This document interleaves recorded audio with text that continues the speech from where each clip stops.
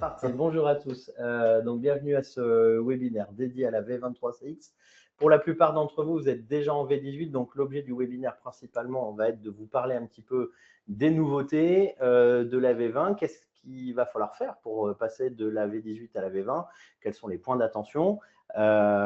Pour ce webinaire, donc, François, que vous connaissez bien, expert chez nous 3CX, moi-même, vice-président d'Encom.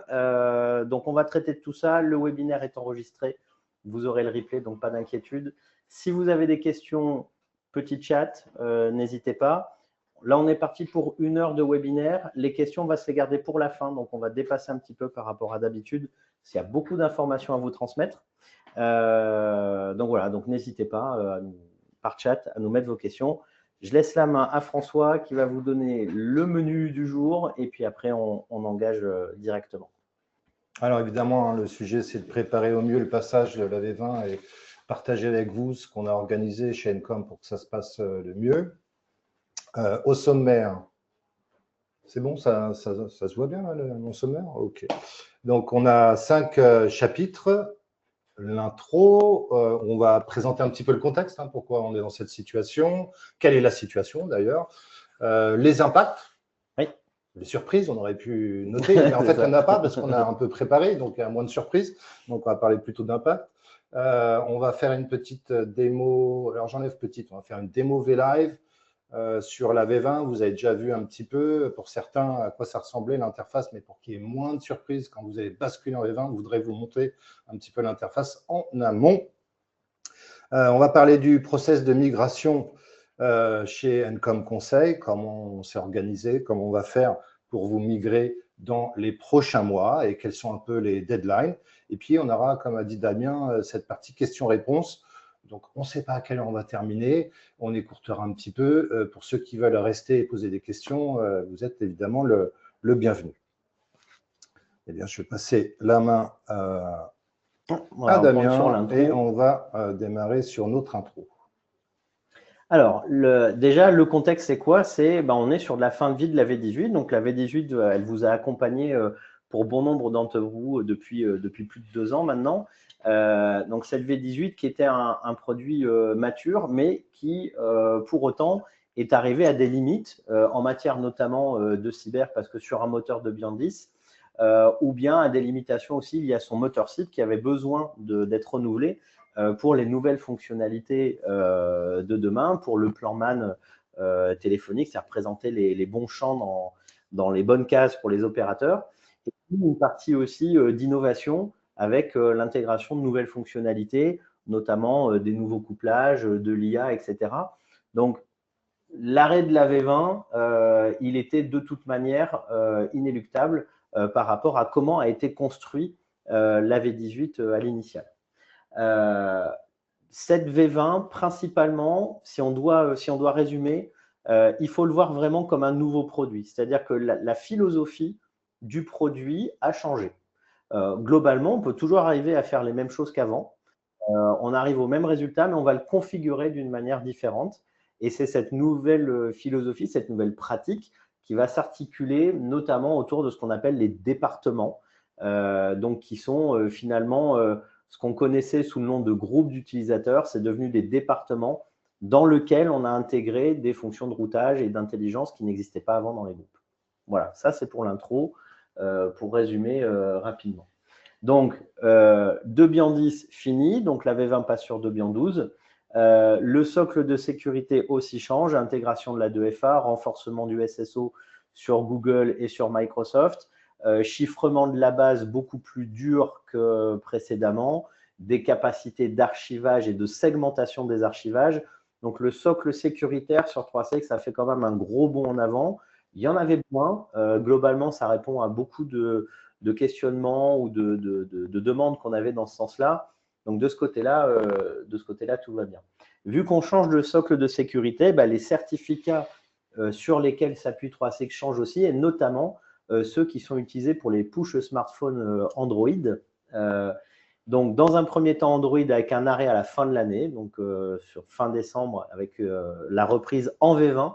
Donc, j'insiste, le push Android ne s'arrête pas. Il s'arrête en V18. Ça fonctionne très bien en V20. Donc, soyez rassurés, la partie smartphone, elle est maintenue. C'est juste qu'il faudra être en V20 pour en profiter pour Android d'ici à la fin de l'année et à l'horizon du mois de mai pour iOS.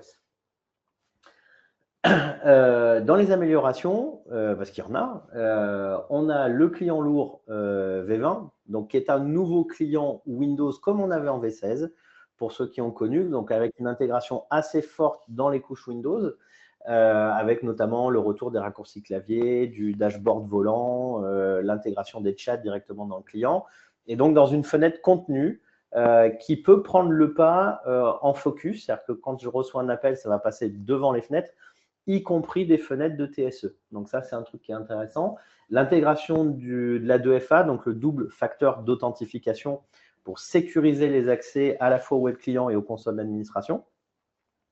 On y reviendra, c'est important dans la mesure où la console d'administration telle que vous la connaissiez n'existera plus, ça sera intégré directement dans le web client. Un renforcement de l'intégration Teams dans la mesure où maintenant on sera capable de remonter les statuts Teams, c'est-à-dire je suis en communication interne, je suis en réunion, pour que ça me passe occuper directement côté 3CX. La gestion par département, on en a parlé. Des intégrations de nouvelles API. Il y a enfin une API tiers qui commence à émerger dans 3CX qui permet de donner des ordres à un 3CX. Alors, pour le moment, c'est une API locale, c'est-à-dire que c'est en interne, mais elle a vocation à s'ouvrir. Et puis, un nouveau moteur SIP qui est beaucoup plus propre dans les trames et puis qui permet aussi de faire des récupérations d'appels sur des transferts échoués, ce genre de choses qui étaient beaucoup demandées, qui n'étaient pas faisables jusque-là. Les départements, je l'ai dit tout à l'heure, hein, ça remplace les groupes. On a dans ces départements la capacité de gérer les ouvertures et les fermetures. Donc ça sera très intéressant, notamment pour tous ceux qui sont multisites, de donner de l'autonomie aux gens qui sont sur ces sites-là pour pouvoir modifier leurs horaires ou ouvrir ou fermer un site. Donc ça là-dessus, on verra dans la démo avec François notamment, ça va devenir la pierre angulaire du routage téléphonique, les départements. Donc on y passera un peu plus de temps tout à l'heure. On vous a juste mis ce schéma. Je vais laisser la main à François pour qu'il vous explique un petit peu la philosophie du département, justement. Alors, comme tu disais, Damien, on a tout ce que vous avez pour les administrateurs, tout ce que vous avez actuellement en groupe d'utilisateurs vont devenir des départements. Donc déjà, c'est le premier élément. Vous aurez la possibilité sur la V20 d'aller créer des nouveaux départements. Pourquoi ces départements sont importants sur une V20? Parce que chaque département va avoir un horaire spécifique. Donc, on va garder à l'esprit une règle de base, autant d'horaires spécifiques que de départements. Donc, vous voyez ici dans cette infographie, on a un département bleu clair. C'est un exemple, hein, évidemment. Le département bleu clair, on a sur ce département des horaires de bureau. Donc, on a des horaires d'ouverture de bureau par opposition des horaires de fermeture. On a aussi une nouvelle notion qui arrive dans la V20, c'est des horaires de pause. Donc, pendant une plage horaire, on peut avoir une pause, ou plusieurs hein, d'ailleurs, et puis des notions de jours fériés par département. Je verrai le chat après, hein, je regarderai le chat après où je laisse l'équipe là ici répondre. Dans cet exemple, on a mis 2 objets ici, mais vous pouvez en avoir plusieurs. Vous pouvez avoir, quand je parle d'objets, hein, c'est serveurs vocaux interactifs, groupe d'appel, file d'attente. Tout ça peut être dans un seul département. Donc, sur mon exemple ici, vous avez le 801 et le 807. On va se focaliser un petit peu sur le 807. Donc, l'objet 807, tout ça, c'est pour vous expliquer comment les règles entrantes disparaissent en fait et reviennent sur la V18 dans les notions de département.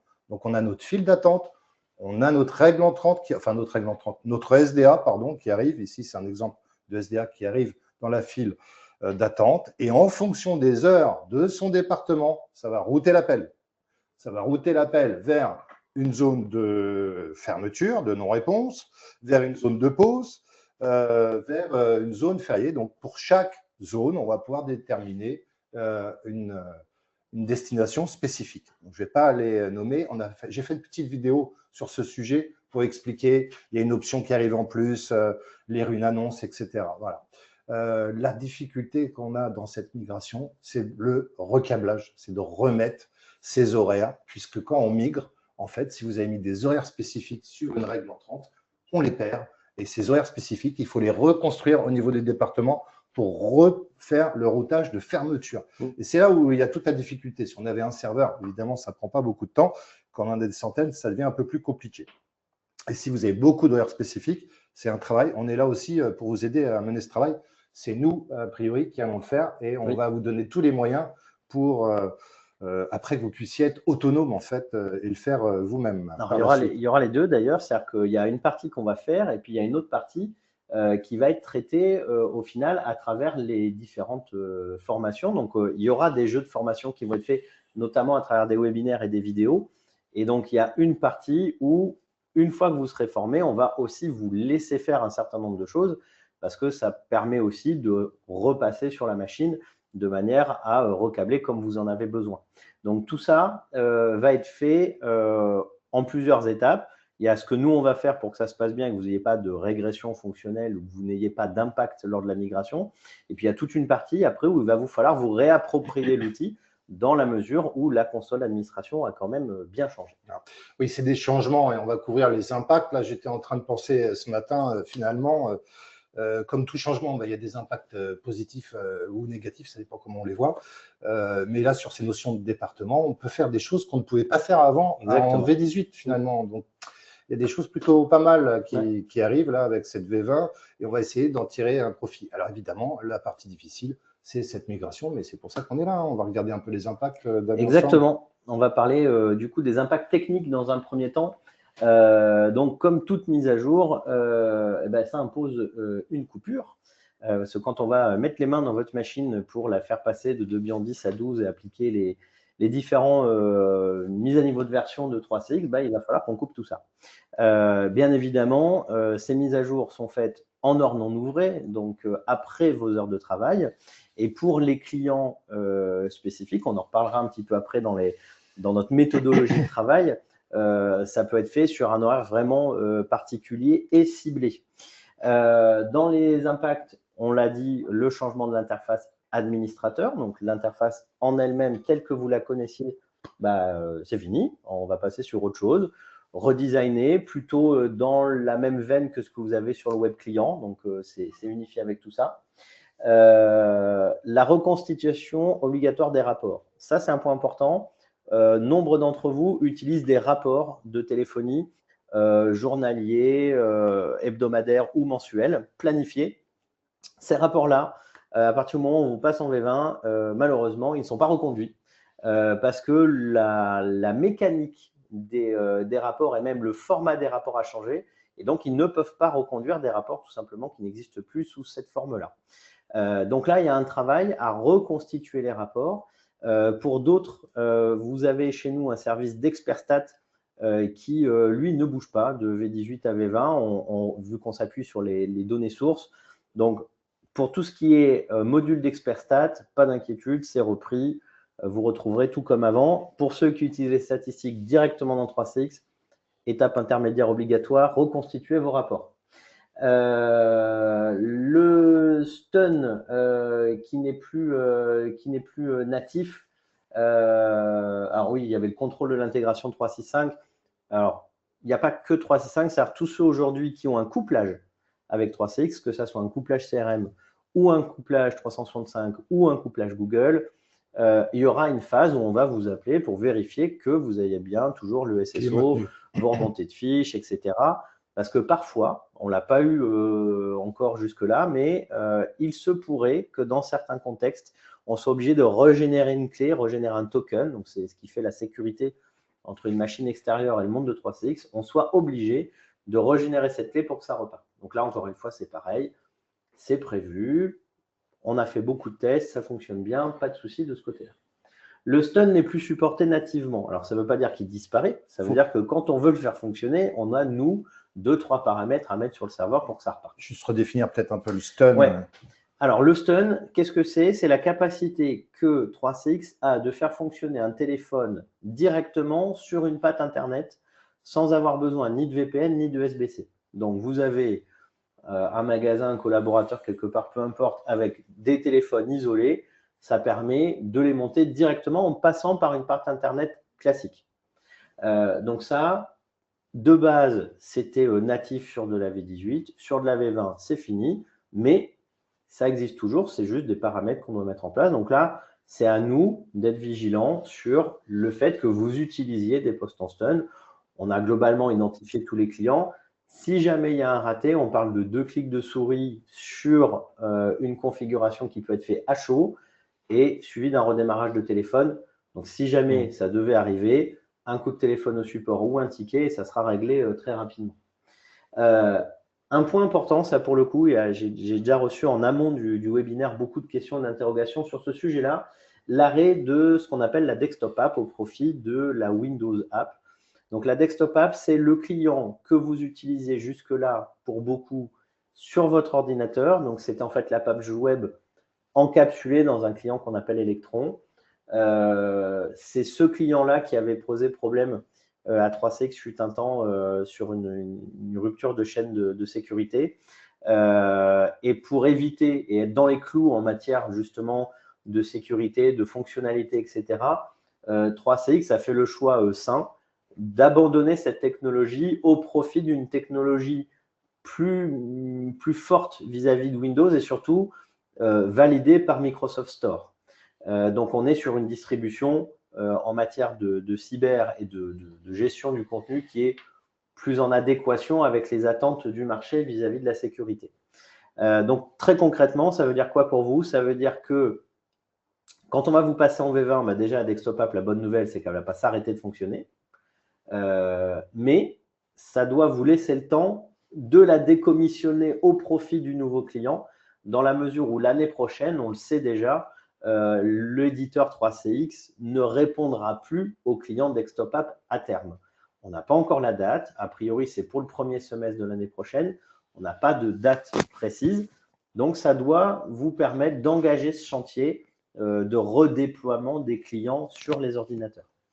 Bonne nouvelle aussi, il y a la possibilité de le déployer par GPO. Donc, ça parlera plus aux gens du technique qui nous regardent. Donc, la capacité de pouvoir déployer automatiquement tout ça. Et enfin, nouvelle gestion du stockage. Ça, je l'ai évoqué très vite tout à l'heure. On a la possibilité maintenant dans une V20 de saucissonner un petit peu les différents archivages, c'est-à-dire avec les chats, les boîtes vocales, les sauvegardes, etc. Très pratique pour bien segmenter l'organisation interne d'un 3CX. Donc ça, c'est une bonne nouvelle. On va parler des impacts fonctionnels maintenant avec François. Alors, désolé pour le slide d'avant, c'était un peu technique. Donc, c'est plus pour les personnes qui vont vraiment mettre les mains dedans. Mais c'est que vous comprenez bien les deux types d'impacts qu'il peut y avoir. Alors, sur les appels entrants, vous avez compris hein, avec la slide que je vous ai montré tout à l'heure, l'infographique, voilà, cherchez pas le menu règle entrante sur une V20, hein, vous allez juste perdre votre temps. Donc, vous allez sur les objets, les files d'attente, les répondeurs numériques, les groupes d'appels ou les utilisateurs. Et dans ces objets sont rattachés les SDA et sont associés à un département. Voilà. Donc, c'est ce changement vraiment de philosophie. Ça va permettre de répondre à certains cas d'ailleurs de routage où on avait un SVI, un serveur vocal interactif, mais la file compta n'ouvrait pas à la même heure que la file commerciale. Et donc, on ne pouvait pas le faire avant le 18, on pourra le faire en V20, avoir des horaires sur les objets. La philosophie change un peu, on va s'en remettre, mais ça va nous obliger de passer par des départements et créer des départements s'ils n'ont pas été faits au préalable dans les groupes. Voilà, on a cette notion d'ouverture et de fermeture de département et la notion de pause. Donc avant, on avait une notion en fait générale sur les règles entrantes, maintenant c'est au niveau du département. Ouh, on l'a attendu celle-là. Multi-appel sur les agents. On l'a attendu parce qu'on l'avait en fait avant, il y a très longtemps. Je sais pas, ça remonte à combien de temps ça? 4, 5, 6 ans. Il y a très longtemps, dans une version, on avait la possibilité de faire sonner du multi-call. Et au bout d'un moment, les clients leur disaient « Mais non, ça ne sert à rien. Passez vos appels en séquentiel sur vos files d'attente. » Tout le monde s'est habitué. On a réussi à convaincre les clients. Et puis, parce que c'est quand même plus pratique que faire « Attendez, monsieur Dupont, je prends madame Durand et je reviens. » Aujourd'hui, dans certains cas, et je pense que c'est vraiment pour les TPME, ça peut être pratique. Il y a des personnes qui sont habituées à changer de ligne 1, ligne 2, ligne 3. Et ben, c'est le retour du multicall sur la file. Ça veut dire quoi? C'est-à-dire qu'on peut prendre un appel, envoyer du prédécroché, mettre une musique d'attente et basculer d'une ligne à l'autre. Voilà. Mais ça va sonner plusieurs fois, 2, 3 fois. Ça va? Nickel. Le nouveau client lourd, on vient d'en parler. Et ben, je rajoute sur cette slide qu'on peut le déployer en GPO. Donc voilà, ce qui n'était pas le cas il y a encore quelques mois. Oui, ça y est, c'est arrivé. C'est une très bonne nouvelle. C'est une bonne nouvelle, parce que sinon il fallait les installer un par un. Donc là, il y a le MSCXI, on va pouvoir le déployer en GPO. Je rebondis juste là-dessus parce que j'ai vu un chat passer. On a parlé de décommissionner la desktop app. Donc décommissionner, ça veut dire désinstaller, retirer. Donc tout simplement, il va falloir retirer l'ancien pour pouvoir déployer le nouveau. Et François justement vient d'indiquer que le nouveau, on peut le déployer soit par GPO, c'est-à-dire une capacité de déploiement automatique pour les gens qui ont une structure informatique importante. Pour celles et ceux qui n'ont pas de DSI ou de structure informatique importante, le client est directement disponible dans le Windows Store. Donc, on peut l'installer en 2 clics de souris. Et on le retrouve aussi en lien dans son web client. C'est-à-dire que quand on va dans son web client, il y a un bouton pour montrer les différents clients qu'on peut installer sur son ordinateur. Et le client lourd en fait partie. Donc, pas d'inquiétude, c'est fléché. Et pour répondre à une deuxième question, oui, il y aura de la documentation et des supports vidéo pour vous accompagner dans tout ça. C'est vrai? Ouais. On a commencé à en faire. Oui, en il y en a public, qui sont évidemment, déjà c'est vrai. Que ça soit clair, juste une précision. Quand vous migrez en V20, vos anciens clients Windows continuent de fonctionner. Oui. D'accord? Il n'y a pas d'impact côté utilisateur, en fait. Globalement, on peut vous en parler. On a migré à peu près 80 serveurs. Donc, désolé pour ces clients qui ont suivi les plâtres. Mais voilà, côté utilisateur, zéro impact. Ils peuvent continuer à fonctionner, soit avec leur web client, soit avec la desktop app, soit même certains qui ont des clients très anciens, ils appelaient ça le client V16. Ça a continué de marcher en V20. Oui, donc, merveilleux.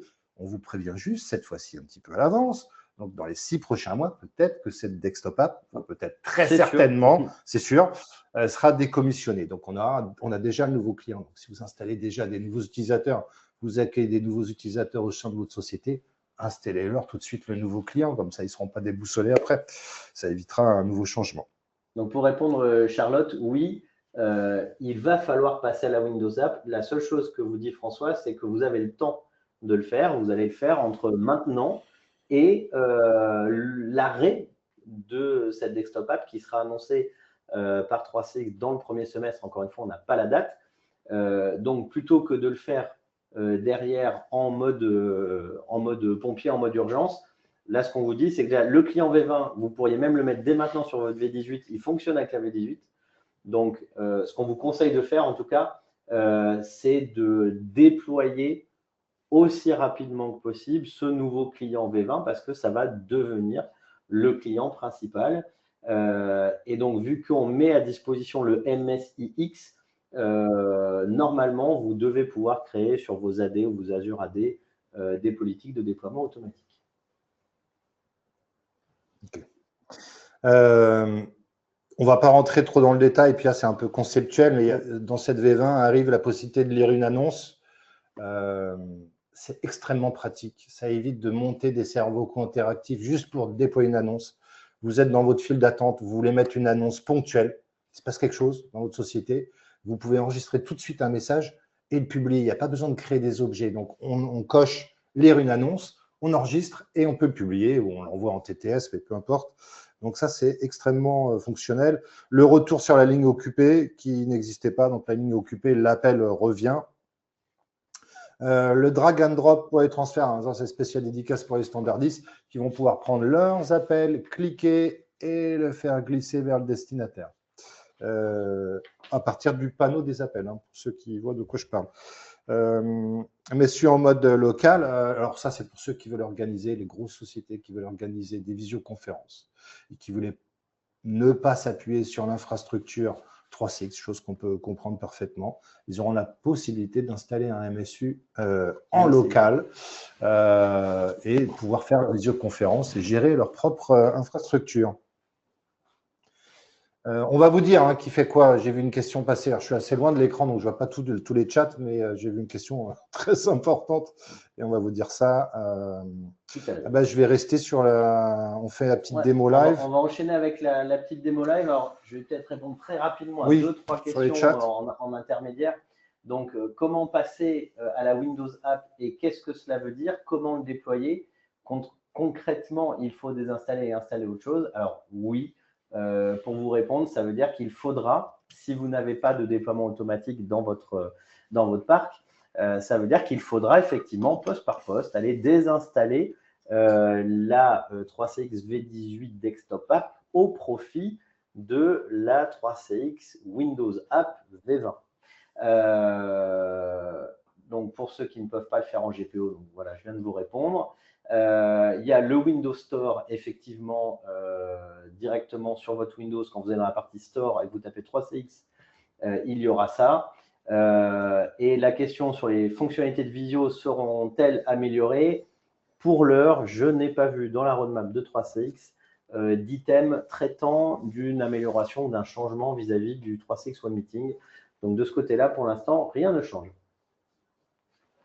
On va passer à la démo pour que vous puissiez voir un petit peu, appréhender tout ce qu'on vous a dit de manière un petit peu plus concrète avec avant-après. Alors, pareil, Charlotte, je vous réponds aussi. De manière générale, toutes les données de votre 3CX, que ce soit les logs d'appel ou les enregistrements ou les messages vocaux, tout ça, on arrive à le conserver parfaitement lors des migrations. Oui. Donc, vous ne perdez aucune data lorsqu'on fait la migration. Les compteurs ne sont pas remis à zéro. C'est valable aussi pour les experts stats, pour ceux qui les ont chez nous. On peut remonter aussi loin que la data de la machine. Il n'y a pas de limitation de ce côté-là. On ne ferait pas tout à fait la même tête si on les perdait. Hein. Oui, on serait moins serein. Non, quand même, on a des gros changements, mais on ne redémarre pas à zéro. Non, pas de blague. Je sais pas, vous voyez mon écran là, ça va? Ouais, ok, impeccable. On est sur une V20. Donc, il n'y a plus cette notion de console d'administration où en fait, il n'y a plus qu'une seule page. Vous voyez ici, regardez bien le FQDN ici. Donc, c'est votre FQDN que vous aurez. Il n'y a plus la notion de web client. Et à partir de là, là c'est mon outil classique. Hein. J'ai mes chats, j'espère qu'il n'y a pas de bêtises dans les chats, mes visioconférences, mes historiques d'appel, etc. Et puis, je peux utiliser mon outil client. Et comme tu l'as dit, François, ce qui est important, c'est que du côté de vos utilisateurs, ça j'insiste, hein, ils ne vont rien voir. C'est-à-dire que vos utilisateurs, quand ils vont passer de V18 à V20 au niveau des clients, le client web notamment, il y a zéro changement. Les boutons sont au même endroit. Voilà, il y a une petite barre qui se rajoute, mais… Il y a la petite barre qui dit mise à jour. Okay. Exactement. Et puis elle disparaît. Et globalement, ça ne change rien. Ce qui va changer surtout, c'est la console d'admin. Donc, c'est pour ça qu'on fait le focus là-dessus. Ça répond aussi à des questions précédentes. Les utilisateurs finaux, qui soient sur un téléphone fixe, un téléphone Wi-Fi, un DECT, l'application smartphone ou le web client, pour vos utilisateurs, il n'y a rien qui bouge. C'est vraiment au niveau de l'admin où là, ça va changer. Donc ça, faut déjà, quand on dit ça, ça enlève déjà un gros poids sur la conduite de changement et sur ce qu'il y a à transmettre auprès des collaborateurs. In fine, en dehors d'intervenir sur le poste de travail pour mettre le nouveau client lourd pour ceux qui l'utilisent, parce qu'il y en a beaucoup qui n'utilisent que le web client, en dehors de ça, pas de changement. Oui, l'utilisateur, c'est bien, hein, ouais. Franchement. Ok, donc c'est les admins qui vont avoir un petit peu plus de travail pendant une période de temps d'adaptation, justement. Donc, les admins, comment ils font? À partir du moment où ils ont le privilège, alors on verra là, cette notion de rôle, ils vont avoir ce bouton que vous voyez en bas à gauche. Donc, je vous le préviens, hein, parce que le jour où vous basculez en V20, vous allez voir ce bouton apparaître. Vous revenez sur votre FQDN, il y a le bouton admin. Et là, ah oui, il y a des petits changements, d'accord, les menus sont en colonne. Vous allez retrouver votre dashboard, vos utilisateurs, ok, et toutes nos fonctions principales. Alors, tout à l'heure, vous vous rappelez de l'infographie, on a un département, on va retrouver nos départements, je vous rappelle que ça va être vos groupes. On a un département, par exemple, ici, commerce, avec des objets à l'intérieur, hein, ça peut être des utilisateurs, donc structurés par département, ou des fils.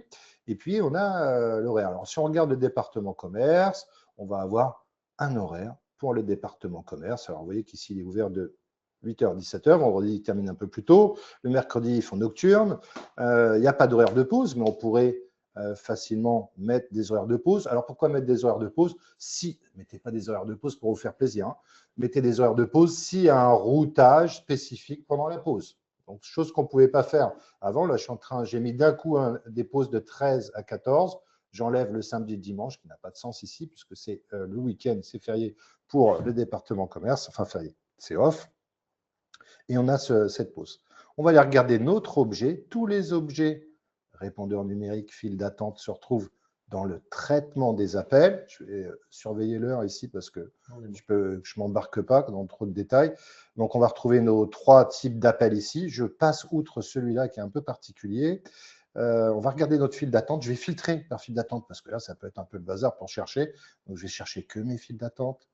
Je vais retrouver l'accueil commercial. On a le résumé ici. La file, la SDA associée et le département. Je peux l'éditer. Pas de panique, vous retrouvez toutes vos options que vous aviez avant. Donc ça, c'est plutôt pas mal. C'est juste présenté un peu différemment. Plus les nouvelles options. Où est-ce qu'ils nous l'ont collé? Je crois que c'est… j'étais en train de chercher. C'est ici. Ou c'est dans l'avancée. Je suis dans la file d'attente. Ouais. Ce que je voulais vous montrer ici, c'est le rattachement au département. Donc, un objet est rattaché à un et un seul département. Donc, cet objet, j'allais dire, va vibrer selon les horaires du département, mais en fait, c'est ça, hein. Il va être routé en fonction des horaires. Et regardez les destinations, c'est là. C'est là, en fait, maintenant, on se retrouve les règles entrantes. Donc, sur ma file d'attente, lorsque le bureau est fermé, ça raccroche. Bon, c'est peut-être pas génial. Justement, je vais peut-être utiliser cette nouvelle option, lire l'annonce, et puis enregistrer là, au pied levé, hop, mon annonce de fermeture, ou la sélectionner, avec ma faute d'orthographe ici, la sélectionner dans ma liste, dans mon menu déroulant, et mettre une fermeture. Un message de fermeture. Donc, vous comprenez bien, parce que plein d'administrateurs me font remonter ce point-là. L'interface, c'est du 3CX, hein, des fois, ce n'est pas dans l'ordre, mais quand vous avez lire l'annonce et un objet ici, terminer l'appel, ça lit l'annonce et ça raccroche. D'accord? Ça ne raccroche pas et l'annonce reste dans le vent. Non, ça lit l'annonce et ça route l'appel. Okay. Lire l'annonce, c'est une option qui sera systématiquement jouée à partir du moment où elle est active et elle enchaînera après sur le routage de là où on a attaché l'annonce. Donc, si j'avais des heures de pause avec mon annonce spécifique ou mon routage spécifique, je pourrais le mettre ici pour les pauses. Lorsque c'est un férié, je vais pouvoir le mettre ici. Où est-ce que je route l'appel lorsque c'est férié? Si je veux mettre un message spécial de fermeture pour le département commerce pour le jour férié, je vais aller raccrocher l'appel et à nouveau lire l'annonce. Je rebondis sur la question de Thierry, je pense. Pour résumer, tu nous marques désormais règle entrante égale département, si j'ai bien saisi. Si on veut vraiment faire un précis, les règles entrantes, elles ont été splittées à 2 endroits. C'est-à-dire les horaires avant qu'on mettait dans les règles 30 sont partis dans les départements et les destinations ou le comportement d'heure ouvrée, heure non ouvrée est descendu dans l'objet. Donc, c'est-à-dire que qu'est-ce que je fais en heure ouvrée, qu'est-ce que je fais en heure non ouvrée, c'est descendu au niveau de l'objet, donc extension, fil, SVI. Et à quel horaire je fais ça, c'est descendu au niveau du département. Donc, les départements, ils vont avoir pour principale fonction, d'une part, d'organiser l'annuaire interne et d'autre part, d'organiser les horaires. Et c'est le cumul des deux, département plus objet attaché, qui font qu'on va pouvoir ordonnancer le routage téléphonique. Je montrais en même temps la notion de département, mais ça, vous la connaissez hein, déjà, évidemment. Autre chose peut-être qu'on peut voir très rapidement ici, c'est les rôles des utilisateurs. Jusqu'à présent, on avait une granularité de permission. Oui, on n'est pas entièrement satisfait de cette option pour l'instant chez 3CX, mais qu'est-ce qu'ils ont fait? Ils les ont simplifiés en quelque sorte. Donc, pour chaque utilisateur, il va avoir un rôle unique. Donc, vous voyez ici, soit l'utilisateur simple, soit réceptionniste. Il y a une page qui explique ce que fait chaque rôle, les permissions que ça lui alloue. Est-ce qu'il a le droit d'aller voir, par exemple, de créer des rapports d'appel? Est-ce qu'il peut voir les appels? Donc, on va pouvoir avoir une page. Alors, c'est Access Role, hein, vous retrouverez facilement, mais on va vous publier ces liens-là, sur les permissions accordées à chaque rôle. Attention néanmoins ici, un utilisateur peut faire partie de plusieurs départements. Donc, on peut rattacher un utilisateur à plusieurs départements. S'il a un rôle d'admin, évidemment, il a un rôle d'admin à tous les départements. Ou s'il a un rôle réceptionniste, il a un rôle réceptionniste à tous les départements pour lesquels il est rattaché. Il y avait un petit souci avec les droits d'écoute. Pour avoir remonté ça à l'éditeur dans la version toute récente, qui est l'update 3.6, ça y est, ils ont réussi à nous mettre cette option ici, en colonne, en disant « mais dans quel groupe j'ai le droit d'intervenir et d'écouter et chuchoter ?» C'est quand même un sujet extrêmement sensible. Donc, on ne pouvait pas laisser ça au niveau du rôle. Parce que si la personne était aussi, elle avait un droit d'écoute et elle était aussi dans le groupe par défaut, ça veut dire qu'elle pouvait écouter n'importe qui de sa société. Pas la meilleure idée du monde. Donc, dans Visualiser, on va pouvoir aller décocher ou cocher dans quel groupe exactement cet utilisateur 1006 que je suis en train d'éditer a le droit d'écouter ou d'intervenir. Et là, je vais lui donner ce rôle uniquement dans la technique. Ce qui est important là, de retenir de tout ça, c'est qu'avant, on avait des droits qui étaient hérités d'un groupe d'utilisateurs. C'est-à-dire que dans les groupes, on définissait le droit classique de tous les membres de ce groupe, mais on pouvait, usager par usager, venir amender le rôle et vraiment le faire sur mesure. Cette partie-là, ce sont devenus des profils de droit. Et des profils de droit, on peut venir, comme l'a montré François, venir à la marge modifier notamment sur les droits d'écoute et d'interception des appels, à la marge venir amender cela. En revanche, pour tout le reste, ça veut dire qu'il faut bien définir les rôles pour obtenir les bons menus dans la console d'admin. Ça répond à une question précédente de certains d'entre vous qui ont déjà migré en V20, qui disaient bah, c'est bizarre, je ne vois pas la même chose que ce que vous montrez à l'écran. C'est vraisemblablement que vous n'avez pas le niveau de droit correspondant. C'est une des choses dont on a parlé aussi sur l'impact technique tout à l'heure, c'est que quand on met à jour la machine, ceux qui étaient entre guillemets super admin en V18, sans action de notre part, vous allez être administrateur du système et non pas propriétaire du système, et donc il vous manquera des menus. Donc ça, c'est pareil. Il y a un formulaire qui a été mis en place au niveau de l'outil de ticketing sur votre espace client Encom pour pouvoir effectuer une demande de mise à niveau de vos droits d'administrateur qu'on étudie, c'est-à-dire qu'on vérifie que vous êtes bien la bonne personne avec les bons droits et qu'on peut vous donner ce droit-là et on vous les réactive dans la foulée. D'accord ? Donc ça, c'est aussi lié à la mécanique de migration dans la mesure où les droits d'avant n'existent plus de l'autre côté. Il y a une correspondance qui se fait par rapport à une matrice qu'a établie l'éditeur, mais pour certains d'entre vous, il peut vous manquer des menus. Donc là, soit ticket, soit appel, et on vous réactive ça dans la foulée et vous retrouvez la totalité des menus. Je rappelle aussi que vous allez être épaulé à travers des documentations, des webinaires et des formations. Donc, soyez attentifs aux communications qu'on fera par la suite pour qu'on puisse être disponible pour vous. Alors, sur la page ici, si vous cherchez là sur 3cx.fr, essayez de taper sur vos moteurs de recherche 3cx.fr rôle accès, et vous avez la liste des permissions pour la matrice de droit, hein, pour chaque type de rôle, utilisateur, réceptionniste, admin de département. Alors, vous voyez très concrètement là ce que peut faire chacun, évidemment, une croix rouge et non pas la permission par défaut. Donc, on retrouvera cette permission au niveau de l'utilisateur. Ici, j'ai dit que l'utilisateur, lui, il est administrateur du département, mais je pourrais le descendre en tant que réceptionniste. Il n'a pas de SDA associé, donc plus de règle entrante. C'est là où je vais aller piocher et lui associer une SDA. Alors d'ailleurs, là, vous voyez que quand on essaye de sélectionner une SDA, on vous marque si elle est déjà assignée à quelque chose. Ça vous permet facilement de savoir finalement si, en l'assignant, vous n'allez pas décabler quelque chose. Voilà. Donc ça, dans les interfaces, globalement, vous verrez, ça a plutôt été bien pensé. Il y a encore 2-3 petites bricoles sur du multi-select ou de la multi-suppression où on aimerait bien que ça arrive. Mais globalement, quand même, ça vous permet, quand vous voulez sélectionner quelque chose, vous avez un message clair qui vous dit « Attention, c'est déjà assigné à » et il vous rajoute même derrière, si vous validez, ils vous remettent même un message qui vous dit « Attention, en validant cette configuration, vous allez décabler ce qui était assigné précédemment. Oui, c'est marqué en dessous là. Voilà, ici. Donc, Ouais. ça, c'est plutôt une très bonne chose. Ça évite des erreurs d'affectation de numéros. Ouais. Le petit crayon sert juste à mettre une petite note sur les appels, lorsque les appels arrivent, avoir un mot qui s'affiche en particulier. Pour ceux qui l'utilisaient, c'était le nom d'une SDA. De la règle entrante. Quand on crée une règle entrante SDA, on pouvait la préfixer pour que ça s'affiche au niveau du composeur téléphonique.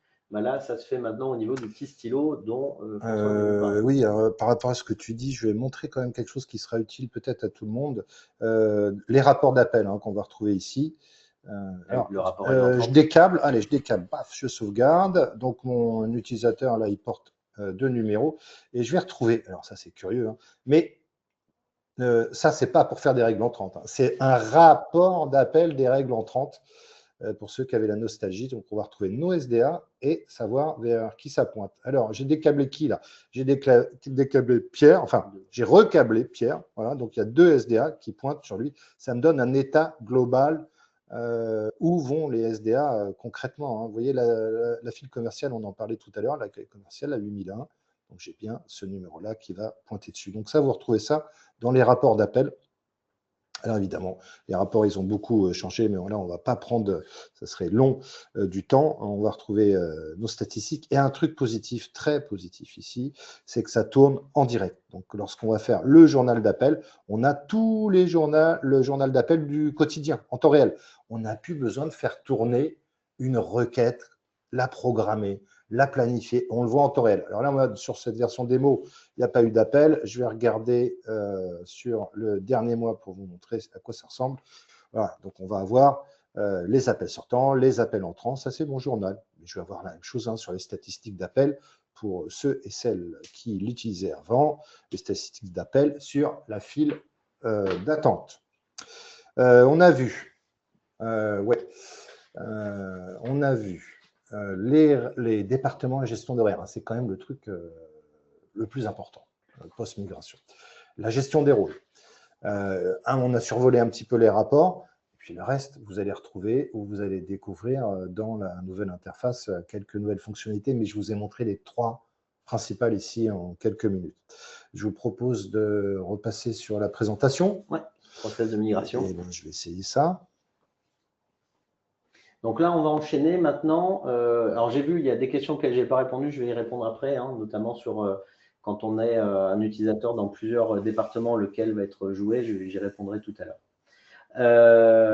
Donc, maintenant qu'on vous a un petit peu présenté la philosophie de tout ça, de comment ça va vous impacter ou pas d'ailleurs, on a prévu de vous expliquer un petit peu comment nous, Encom, en tant qu'intégrateur, on va vous accompagner sur ce sujet-là.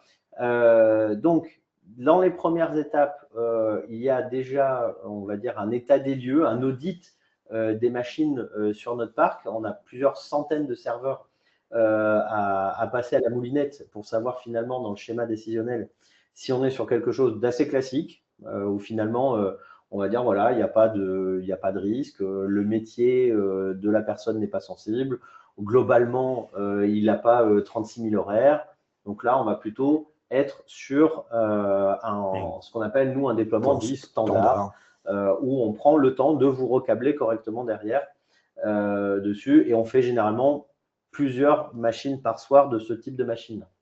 On va dire que ça, c'est le cas le plus classique. Ah oui, on n'a pas précisé qu'on ne faisait pas ça en pleine journée. Non, on fait ça. On aurait bien voulu. On ne peut pas le faire en pleine journée. Non. Donc voilà, vous avez des gens chez nous qui travaillent la nuit pour vous permettre de maintenir votre activité correctement sans impact.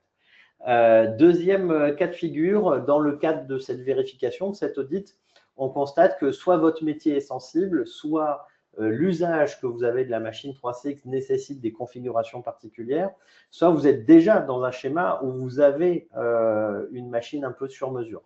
Dans ce contexte-là, on a déjà engagé pour un certain nombre d'entre vous, et vous avez dû très certainement recevoir des messages de vos commerciaux, vous invitant à caler un point avec un chef de projet technique qui va avoir pour fonction de vous donner vraiment dans le détail les impacts, les contre-mesures, les différentes modifications, et puis d'établir d'un rétro-planning de migration de manière à ce que vous puissiez aussi accompagner vos utilisateurs.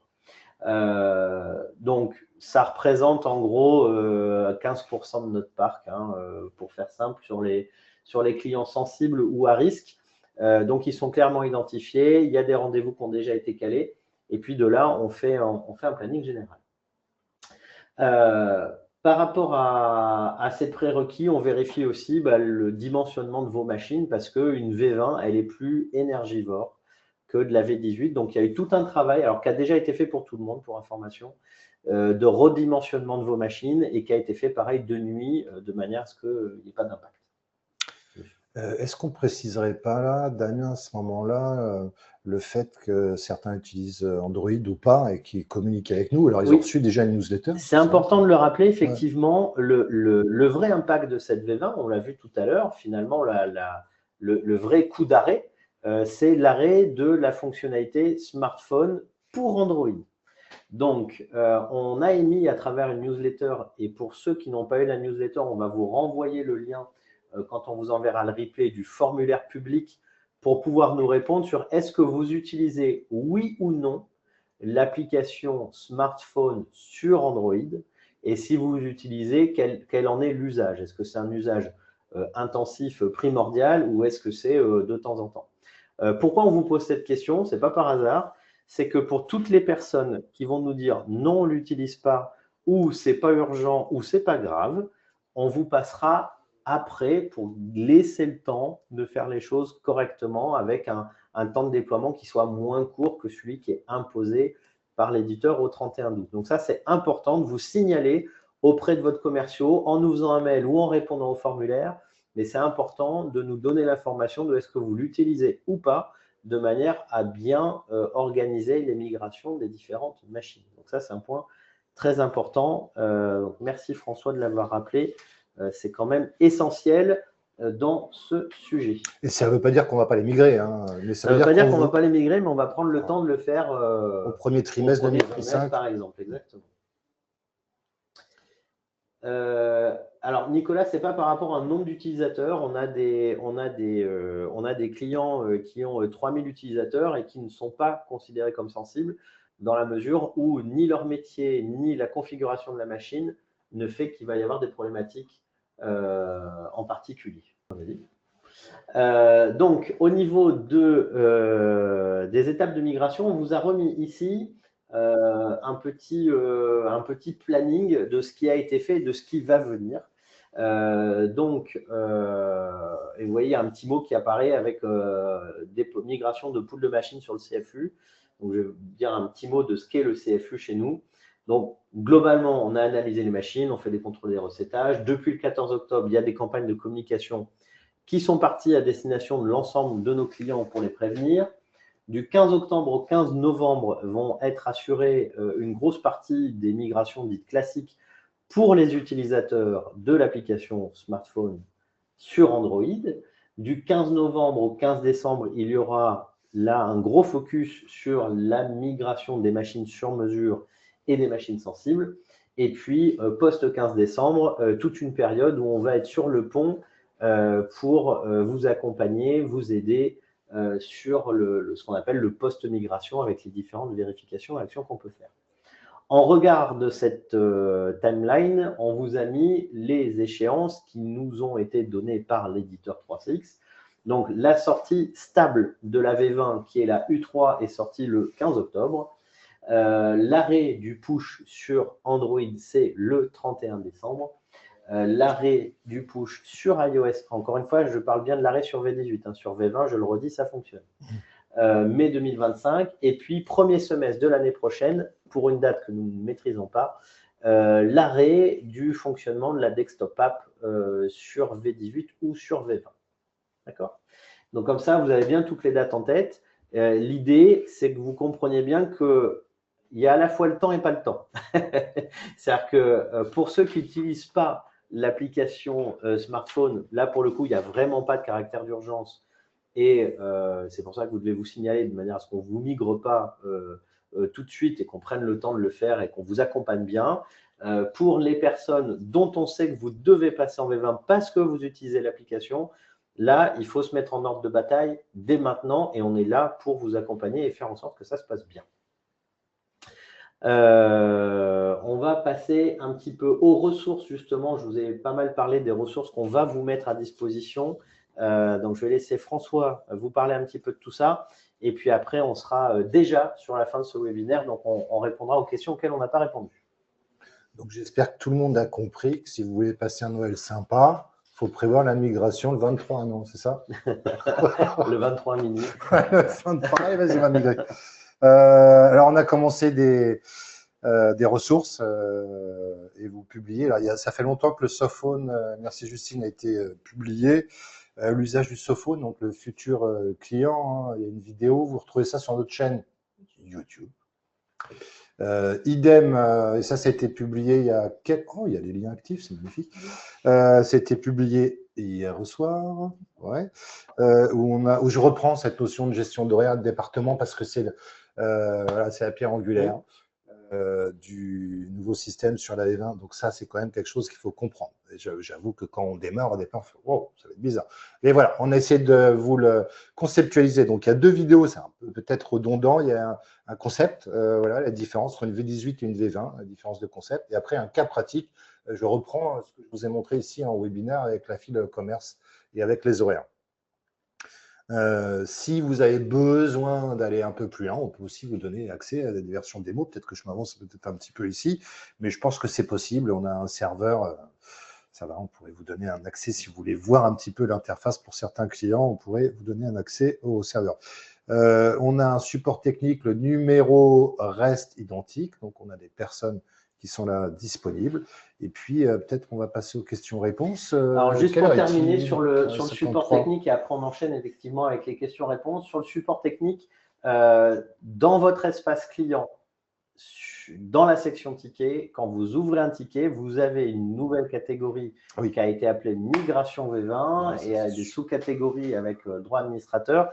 Donc, n'hésitez pas à les ouvrir à travers cet outil-là, donc à travers votre espace client, en catégorisant migration V20, quand c'est soit pour des questions sur la migration, soit post-migration, vous observez quelque chose.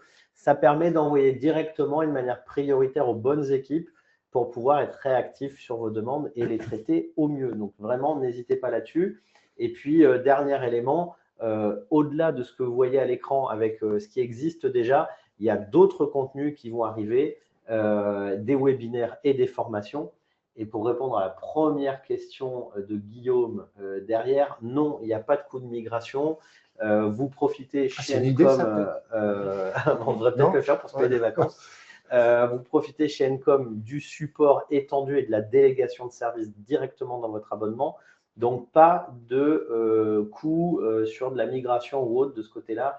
Il n'y a pas de surprise. La seule chose qu'il pourrait y avoir, c'est si vous nous redemandez de reformer une grosse partie de vos équipes en one-to-one sans passer par les formations globales qui vont être mises en place. Là, ça pourrait éventuellement faire l'objet d'une facturation.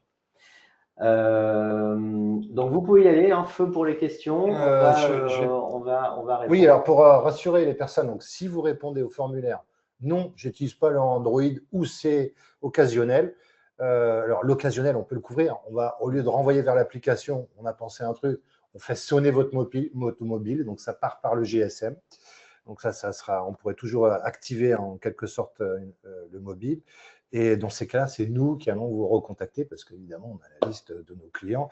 Donc on se dira, tiens, il y a 5 machines à faire en janvier, enfin 5, peut-être 50, à faire en janvier, on vous migre. Donc voilà. Si vous n'avez pas de nouvelles de notre part avant fin février, là, on va commencer à se poser des questions. Mais normalement, voilà, vous êtes dans les listes. Donc voilà. Nous, ça nous… Vraiment, si vous voulez aussi nous aider, parce que vous avez compris qu'il y a aussi une charge de travail très importante, on ne va pas vous le cacher, qui est en dehors des heures de travail. Ce travail se fait le soir ou le week-end. Hein. On a quelques clients ici où il faut le faire le dimanche, parce qu'ils ont des activités très particulières. Donc, on peut le faire que le dimanche. Si vous voulez nous aider, vous dites, nous, on n'utilise pas l'application Android. Ah ben nous, ça nous soulage. On va commencer à faire ceux qui démarrent sur Android. Hein. Voilà, on va jouer carte sur table.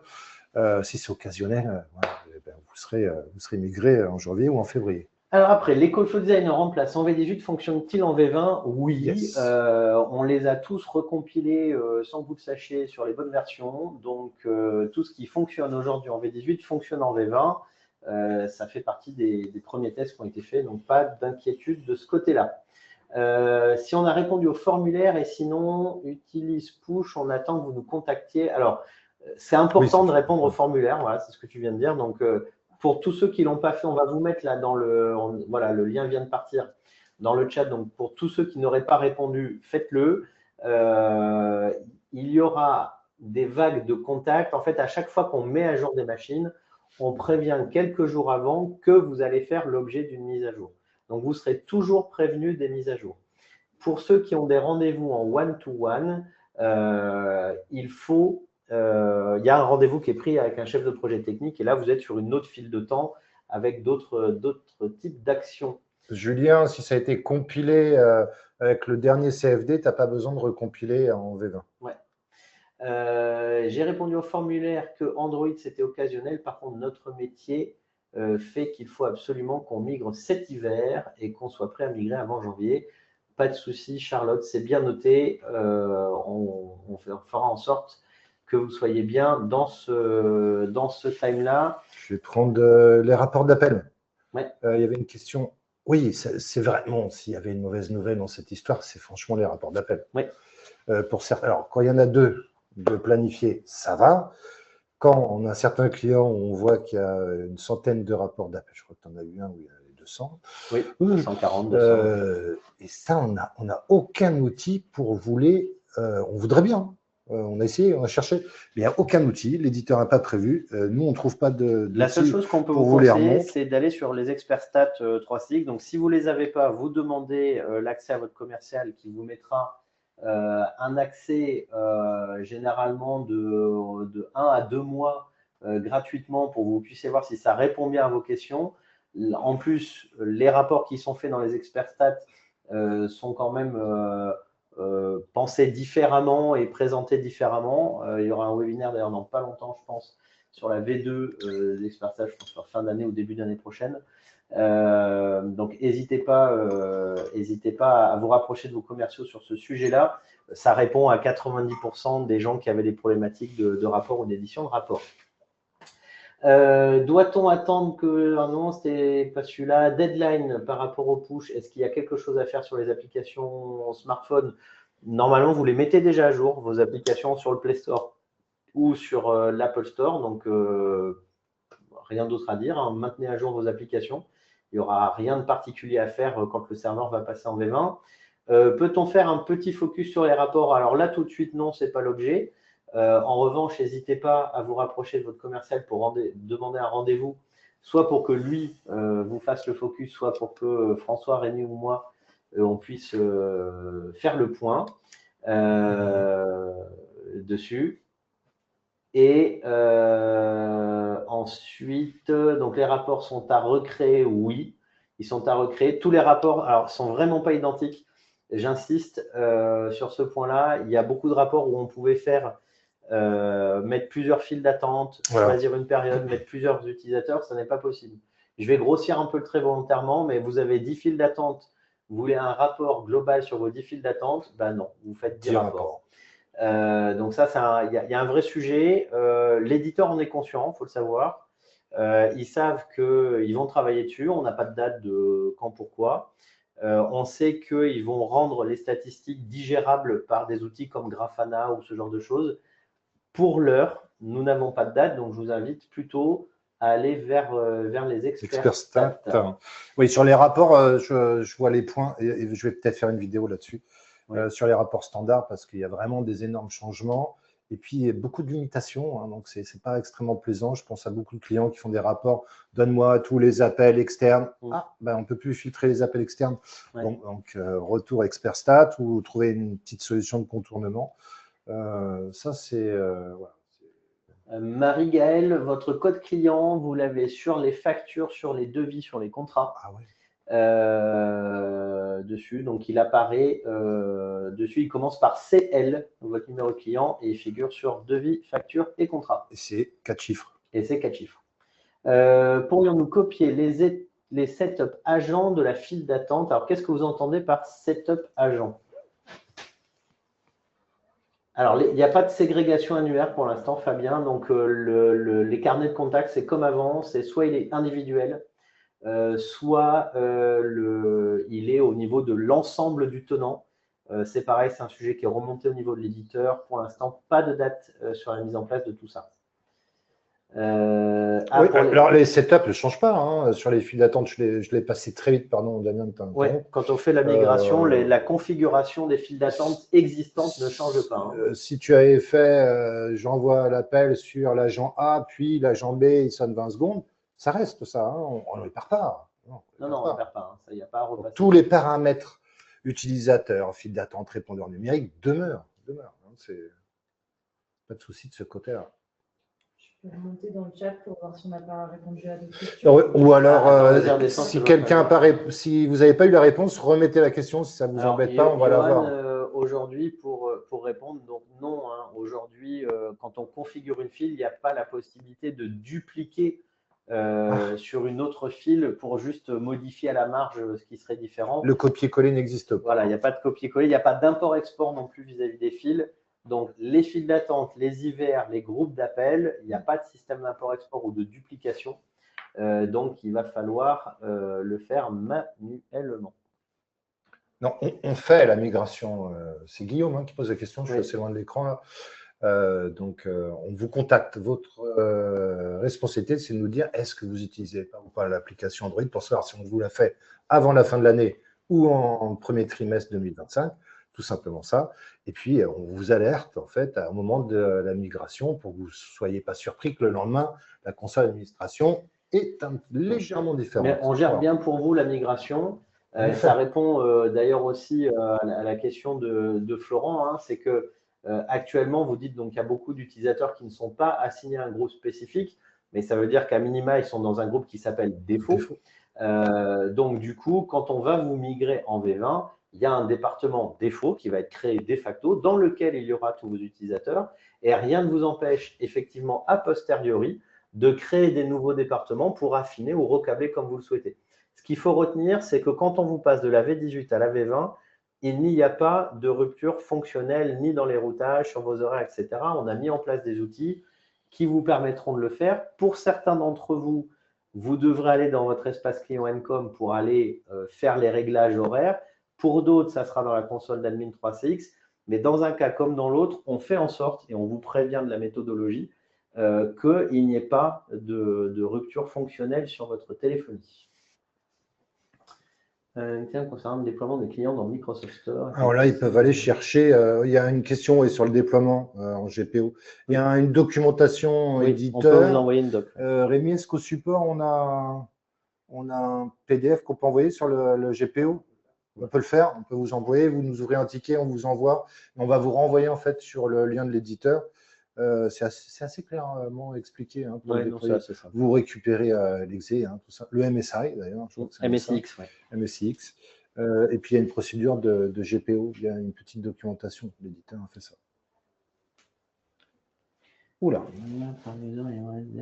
Ah oui. Comment ça, oui? Alors, effectivement, pour chaque horaire qui serait différent, il faut un département dans lequel il peut y avoir un ou plusieurs utilisateurs. On parlait du CFU tout à l'heure, donc le call flow universel. On a pour certains clients, parce qu'il y avait une demande forte là-dessus, on a la possibilité de retrouver, entre guillemets, un fonctionnement par règle entrante, où on va dire pour cette SDA, je veux que de telle heure à telle heure ça aille là, de telle heure à telle heure ça aille là, de telle heure à telle heure ça aille là, etc. Déclarer des jours fériés, etc. Tout cela est possible à travers le CFU qu'on met à disposition gratuitement, qui permet de récupérer les règles entrantes, non pas dans la console d'admin 3CX, mais dans l'espace client Encom. Certains d'entre vous ont déjà l'habitude, parce qu'ils ont du géoroutage, du routage intelligent, les experts stats. Vous avez déjà l'habitude d'aller dans l'interface Encom pour faire des choses sur 3CX. Donc, ça sera la même logique, mais avec cette partie règle entrante qui permettra aussi de regrouper les SDA dans des groupes logiques pour dire, bon, ben là, je veux changer les horaires de tout ce groupe-là. Donc, ça permet aussi de faciliter les choses. C'est à voir au cas par cas. on a plutôt pour habitude d'essayer de fonctionner en nominal sur ce que propose l'éditeur. Néanmoins, comme on l'a vu pour les experts stats, comme on l'a vu pour certains call flow, on a fait des choses pour vous permettre d'aller plus loin et de coller vraiment à votre métier. Voilà. Et pour ceux qui n'ont pas l'habitude d'avoir l'interface Encom et qui veulent administrer depuis 3CX, on va se rappeler de la règle, autant de départements que d'horaires spécifiques. C'est un truc à retenir aujourd'hui, ah oui, que tout le monde le répète. Et donc, on peut créer aussi des départements, j'ai des clients qui ont fait ça, enfin, j'ai comme des clients qui ont fait ça et qui ont créé des départements juste pour gérer les horaires. Ça va aussi. Oui. Horaire du service commercial. C'est un département, et voilà, il y a une horaire spécifique. Si vous en avez 10, ça va. Si vous en avez 200, c'est un peu plus compliqué. C'est rare qu'on ait 200. Ouais. Il y en a. C'est vrai. Est-ce que vous vous sentez un peu… Je pose cette question. Oui. Est-ce que vous vous sentez un peu plus à l'aise? Ça va? Déjà, est-ce que vous avez appris des choses? Est-ce que ça vous rassure sur la conduite de l'activité? Est-ce que vous avez besoin de ces webinaires? Est-ce que je… Dans 150 de statut Outlook Teams. Ah oui, on n'a pas parlé. Si. Alors, pour répondre, alors, il y a une synchro du statut d'agent qui existe, qu'on peut synchroniser avec le statut Outlook ou Teams. Oui, quand on fait la synchro avec le tenant Office 365, on a la possibilité de faire en sorte que si dans Outlook, je suis dans un statut absent ou occupé, ça va me passer en ne pas déranger côté 3CX. Et quand je passe en ne pas déranger, par défaut, ça me délogue des files d'attente. Donc, il y a bien une synchro dans ce sens-là, si c'est de ça dont on parle. Qui est multisens, hein, oui, avec Teams. Tout à fait. Ouais. Oui, on a appris des choses, mais par contre, à devoir la formation individuelle, car l'outil admin semble en effet bien différent. Alors oui, je vous confirme, hein, la console d'admin, c'est pour ça que je vous ai dit, vous oubliez, c'est une nouvelle solution. On parle bien de ça, donc il va y avoir des webinaires et des formations groupées. Donc n'hésitez pas. Et si les formations groupées ne suffisent pas, c'est là où il faudra vous rapprocher de vos commerciaux pour demander des formations sur mesure. Mais on a bon espoir avec François que les formations groupées vous suffisent. Pour Christophe, je n'ai pas bien compris pour le stun. Alors, au niveau, ce n'est pas vous qui allez le faire, hein, c'est nous. Pour réactiver le stun, quand vous utilisez du stun sur vos machines, on va le faire pour vous. Si néanmoins il devait y avoir quelque chose, comme pour tout à l'heure, le message est simple. Vous ouvrez un ticket dans la rubrique migration V20 et il y aura un technicien qui vous accompagnera pour refaire remonter le stun sur un poste qui ne remonterait pas de lui-même.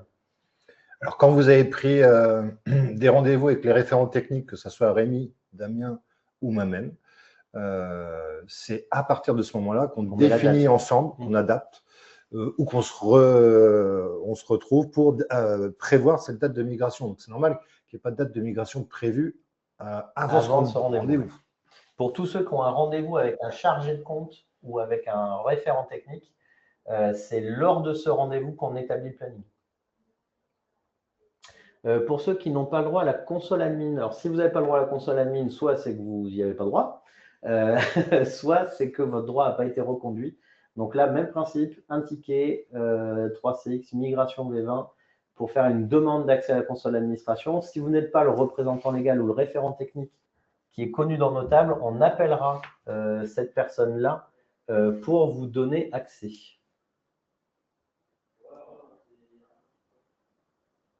Refus de 3CX. Alors, refus de 3CX, c'est-à-dire de nous, de Encom. Si vous êtes, Peggy, pour le coup, si vous êtes le dirigeant de votre entreprise, si vous avez eu une formation à la console d'admin 3CX, on vous donne accès à la console. Si vous n'avez pas eu de formation admin à la console, on va vous faire d'abord une formation. Parce que quand on vous donne accès à la console d'administration, vous pouvez casser des choses. Donc, généralement, on donne accès aux personnes qui ont suivi la formation administrateur.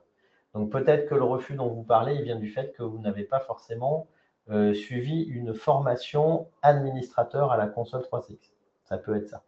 Dans tous les cas, s'il y a le moindre doute, vous vous rapprochez de votre commercial ou vous nous ouvrez un petit ticket, on vous rappellera pour faire le point. Oui, c'est pas pour être méchant, là, mais avoir un accès admin à cette console, Aujourd'hui, ça ouvre plus de champs, plus de possibilités. Vous pouvez tout simplement ne plus recevoir d'appels, supprimer en lot, en masse tous les utilisateurs. Il faut vouloir. Mais il y a des endroits où c'est un peu sensible. Donc, on aime bien accompagner les administrateurs. Et c'est une stratégie, enfin une politique qu'on a depuis quelques années en disant on donne les clés, mais on explique comment ça fonctionne avant de donner les clés. Exactement. Ça va? Ouais. Et c'était quoi la grosse question dessus, là? Si j'utilise beaucoup d'onglets. Vous avez toujours la possibilité, enfin quelqu'un qui pose une question énorme avec beaucoup d'onglets, de règles entrantes. Ce qu'on fait nous en migration, d'ailleurs, c'est qu'on les sauvegarde, ces règles entrantes. On se les garde au chaud. Donc, si vous administrez vous-même et vous voulez avoir une notion, vous sélectionnez tout et vous faites un exporter. Ça fait un flat file en CSV. Alors, pour répondre à Johan, effectivement, alors je vois de quoi on parle hein, par rapport aux numéros qui sont envoyés en H24, etc., et que vous faites régulièrement des changements. Pour le coup, c'est pas impossible que on vous fasse pas partir sur le CFU.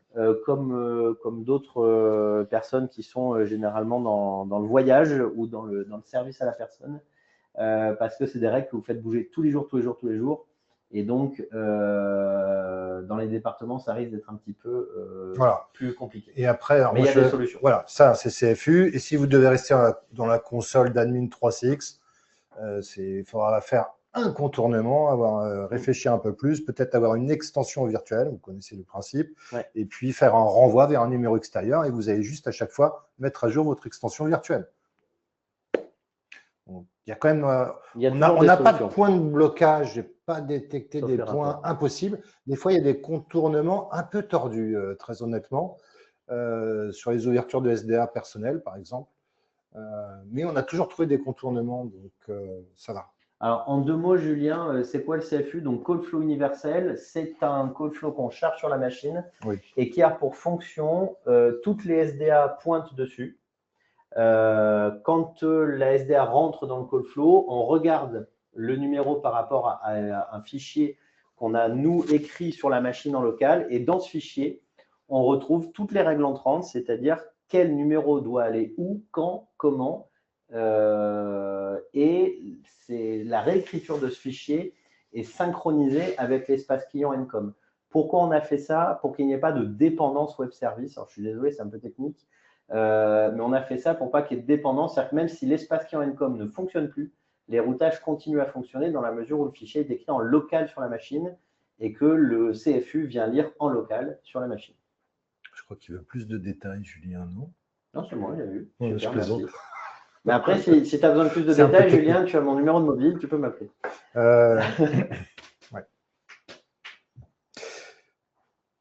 Je vous propose qu'on arrête là. Il est 12h15. On est à peu près dans les clous. On s'est gardé du temps pour répondre à toutes vos questions. N'hésitez pas à vous rapprocher encore une fois de vos commerciaux et à solliciter le support à travers les tickets dans Migration V20. Vous allez recevoir un mail avec toutes les informations et le replay. Et enfin, suivez bien les newsletters parce qu'il y aura forcément des nouveautés sur notamment les contenus d'accompagnement, les formations à venir sur la V20. Donc, soyez attentifs à tout ça. Merci, merci pour vos questions. Merci à très bientôt. À bientôt.